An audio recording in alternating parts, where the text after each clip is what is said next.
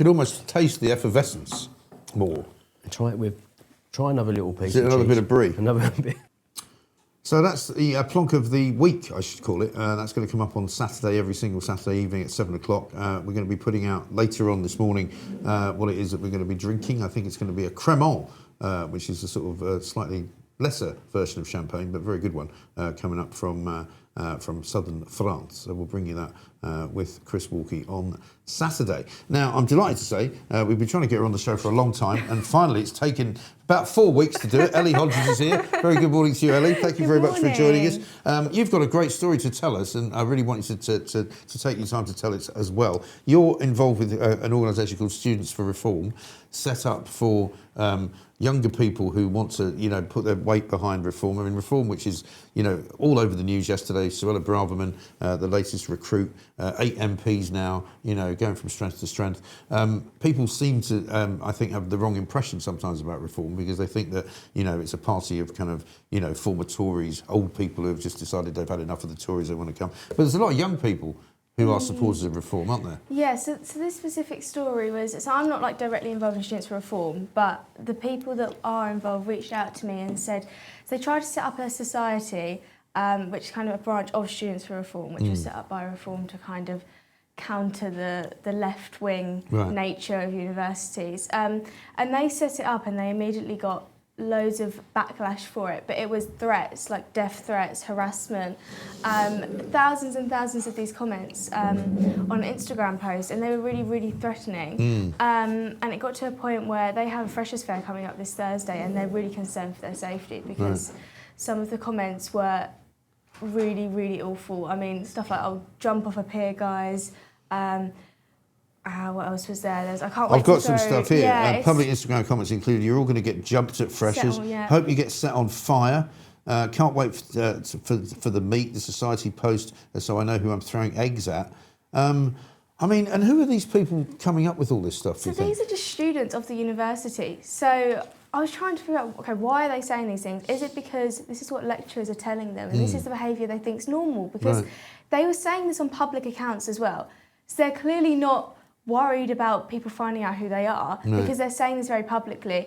So I went to the university yesterday to interview some of the students that were affected by it, and I'll be posting that tonight. And it was really interesting speaking to them because some of them weren't even necessarily Reform supporters, but they wanted to speak to me because they thought, this is just mental. These people are crazy. And they said that at their university, they only had the Green Society and then the Marxist Society, and that was it. There was no right-wing societies at all. So as soon as they put this up, everyone just came onto them straight away, and I don't think they think the university have done enough. And what have the university said about it? Because surely the university have a responsibility to make sure that all of their students are kind of, able to go and do whatever it is that they do in safety, right? So the Students' Union put up a post immediately after saying that this university doesn't stand for discrimination and racism, etc., but didn't talk about the fact that the Students for Reform were literally getting death threats. And then the university, I think, a couple of days after that, because I think they had to, put out a post saying that we commit to freedom of speech and we're going to keep the society there. But they weren't allowed to, the upcoming Freshers' Fair that they're going to have a stall at, they're not allowed to bring their own security for it, even though there's all these threats. And a lot of the students just don't think the university have done enough at all. And I think out of the discussion yesterday, we came to the conclusion that whilst they're allowed, they're not welcomed. And that is the problem, isn't it? Because you get the sense that basically universities in general have already, for a long time, put out their kind of stall as we're only interested in one ideology. We're not interested in even considering. We've seen what happened to Professor Kathleen Stock, which was also at the University of Sussex, I think, where people were losing their jobs because of their beliefs or because of their, relatively normal held beliefs as well. I mean, not like extremist beliefs. I mean, some of these students are just absolutely insane. So I went there yesterday and immediately, maybe like half an hour once I'd been there, a post went up on the anti-fascist students for Sussex saying, "Oh yes, I saw beware, there's a journalist on site. Do not speak to them." Simply say no comment or stay silent. They aim to collect bits to manufacture narratives and can twist your words. It's pathetic, isn't It's it? so pathetic, and that whole account is just about shutting down Students for Reform. And one Yeah. of the students actually said yesterday, they're calling us the fascists, yet they're the ones who wants to shut us down. They Right. don't want us having freedom of speech. Yeah. I mean, it is extraordinary, isn't it, that we still, despite all of the kind of, supposed safeguards that have been put into place that, we're supposed to guarantee free speech, particularly in seats of learning in universities. We're supposed to guarantee freedom of thought. We're supposed to guarantee people's freedom of speech. And yet, in all of these types of places, like in public sector organisations like the NHS, if you say something that they don't like, they'll try and get rid of you. And there's so much like misinformation as well that was on all these posts. Someone did like an Instagram story that they wanted to be shared everywhere, saying that Reform stands for, they support segregation, racism and xenophobia. I don't think I've ever heard Reform support any of those things. You No. don't need to be a Reform supporter to know that that's not what they stand for at all. So that's just complete misinformation. And it was saying that in order to be tolerant, you have to be intolerant to the intolerant ones. Right. And I was like, It's just so complicated. ridiculous. Well, Nigel Farage said this yesterday, didn't he, when he was talking about, the language that gets used around reform. When even somebody like Priti Patel, the former Home Secretary, comes out and calls the Reform Party National Socialists. She knew what she was doing.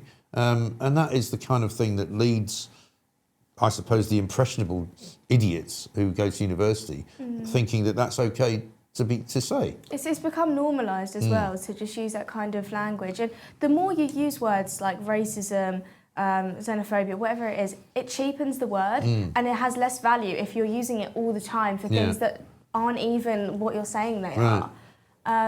But yeah, I mean, this story was just absolutely insane. And going to university yesterday just really made me think, wow, these students actually just wanted to set up a society because this is what they supported and they wanted to give other people a voice. Yeah. And they said, we knew there was going to be a bit of backlash, maybe some hate comments, but to this extent is insane. Yeah. Like, So are they going to still try to put a stall up at Freshers' Fair? yes, or? they're still going to go there. They said, we're going to still go there, still going to show our face because we're not going to let them get to us and us not do it, which I thought was, I said to them, that's like really brave of you, but I shouldn't even have to say that's brave. That should just be normal. Exactly. But yeah, it was really, really sad to see because they just wanted to set up this society in order to give other people a voice because, as I said, there's literally only left-wing societies. I mean, the good thing about where we are now in this day and age is that there are things like the Free Speech Union. Have they sort of got involved at all at any point, or do you think there might be somebody that they should get in touch with? Maybe. Just to sort of protect themselves in a way. Maybe that, yeah, I think that could be helpful. But they did file some police reports, and the police came back and said that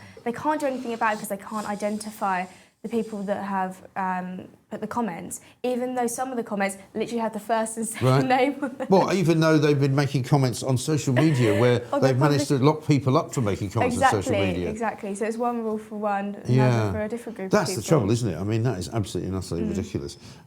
Vivian says, a very articulate young lady. Well, you don't need to be surprised, Vivian, about that. But yeah, I mean, and is this, do you get the sense this is happening all over the country? I mean, you're obviously looking at Sussex, but people are giving you a lot of support here. Jonathan says, keep going, we're with you. But, I imagine that this, you've got to be, I mean, you're right to say you shouldn't have to say people are brave to do it, but they actually are being pretty brave. And this is definitely happening across universities in this country. I mean, I did another story a couple months ago maybe about Loughborough University. So they were really, really publicising their trans day of remembrance, but not their actual Remembrance Day, and they kept pushing for it. They also had like a Climate and Migrant Justice Day on the same day as Remembrance Day, and it just seems like our traditions are being put to the back whilst all of this what you call woke stuff is being put to the front. Yeah, and I mean, I suppose you wouldn't be that surprised that that's what's going on in our universities and in our kind of seats of higher education. But there ought to be some pushback, from sensible people. I think that Reform and Students for Reform as an organisation are definitely helping them, and I think they're going to show them support on Thursday. So I'm hoping it all goes well on Thursday and they get the security they need, because their safety is definitely a priority. Yeah, and people can easily turn from being just not very nice to being really horrible and dangerous. So let's hope they get protected. Ellie, it's great to see you. Thank you very much Thank you for indeed. having me on. Thanks for highlighting the problem, which of course is probably happening in all sorts of different universities up and down the country. If you've got kids at the universities, or if you're one of them, by all means get in touch with us and let us know what's going on. So many of you have got happy birthday wishes for Pooch. It's